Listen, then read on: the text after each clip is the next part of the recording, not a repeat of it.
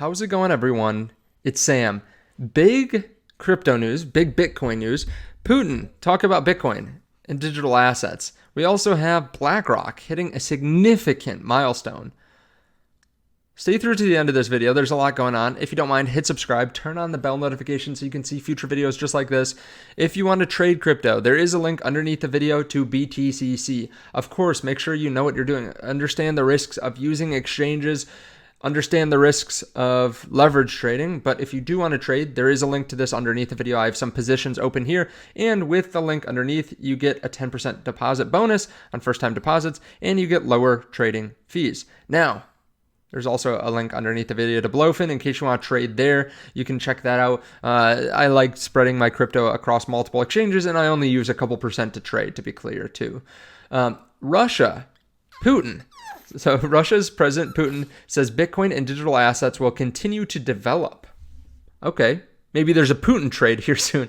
Bitcoin's looking pretty good today, around 95.6, just kind of sitting there for a while.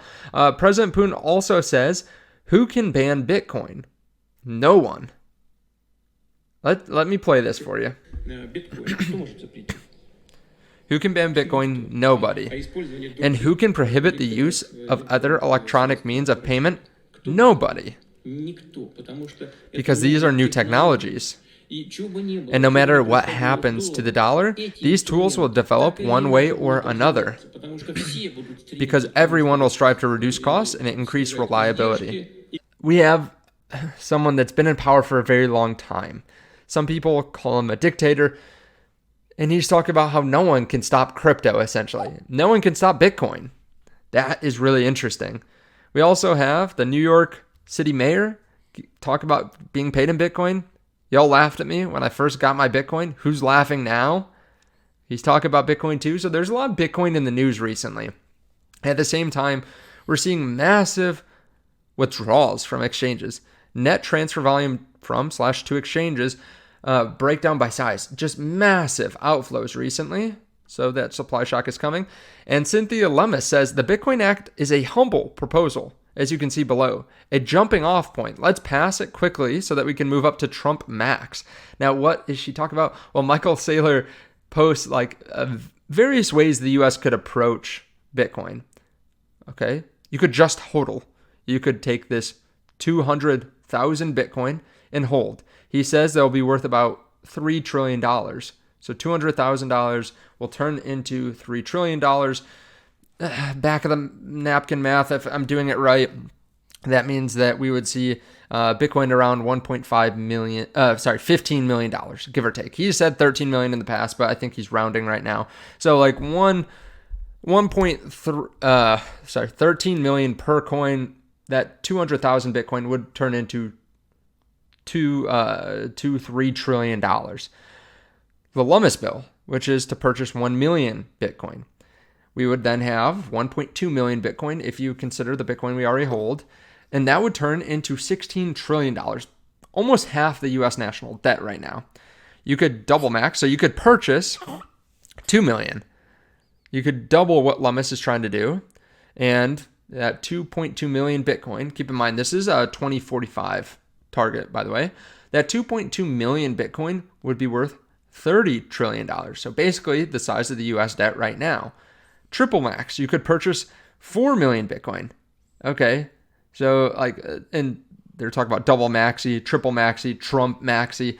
So triple max would actually be to quadruple how much you buy. So you purchase 4 million Bitcoin, that would be worth 56 trillion. That is getting close to where the national debt might be by 2045. It's probably going to be much higher than that, but you're getting up there. And then Trump Max, purchase 4 million Bitcoin and convert 75% surplus. So you would buy 6 million Bitcoin, basically a third of the Bitcoin that's left. Bitcoin's price would skyrocket. He has 13 million basically per coin in all these scenarios.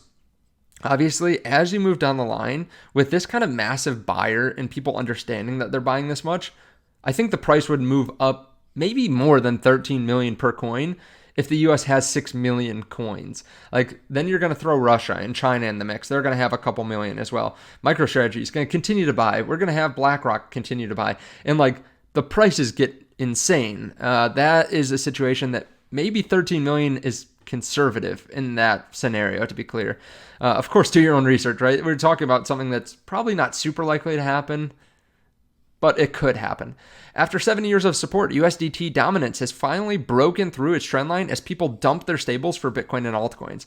They're dumping their stables, but also we have so many new people coming into crypto that they're still printing more stables. Like we get alert every 4 or 5 days that the Tether Treasury minted another 1 billion tokens. So like they're still growing, but the altcoin market and Bitcoin are growing so much faster that we're seeing dominance actually fall down, which is bullish.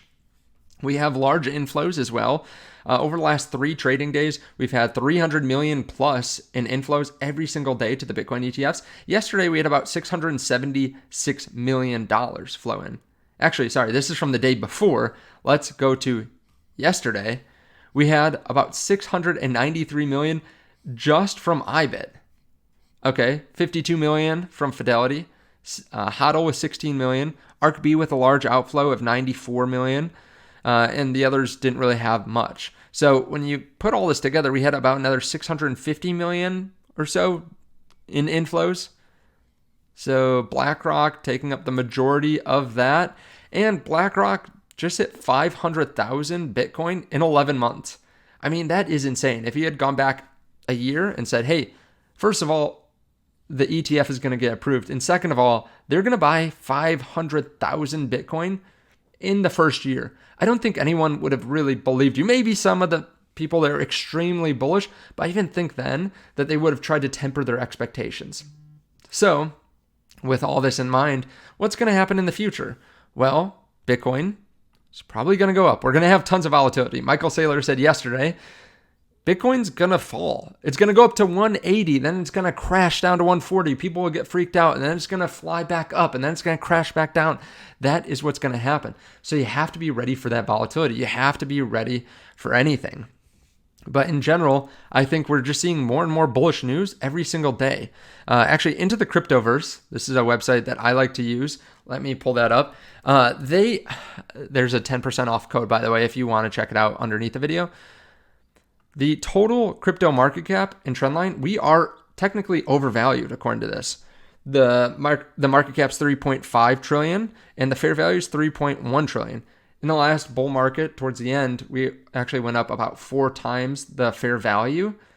If we did that here, we would be looking at, especially if we zoom out to like next year, if we happen to do this fall of next year, we get to 4 times the fair value. We're looking at like a $18 trillion market cap. Like Bitcoin's going to go insane in this scenario. And yeah, I think it's important to remember the fair value always goes up over time. Fair value of Bitcoin, fair value of crypto. The price can go up and down for any number of reasons, but the fair value continues to get better and better and higher because there are more fundamentally bullish things that happen every single day. Let me know your thoughts on this underneath the video. I really appreciate you guys watching. Check out the links underneath the video if you want to trade and you're willing to take, that risk, right? Thank you so much. I'll see you all in the next video.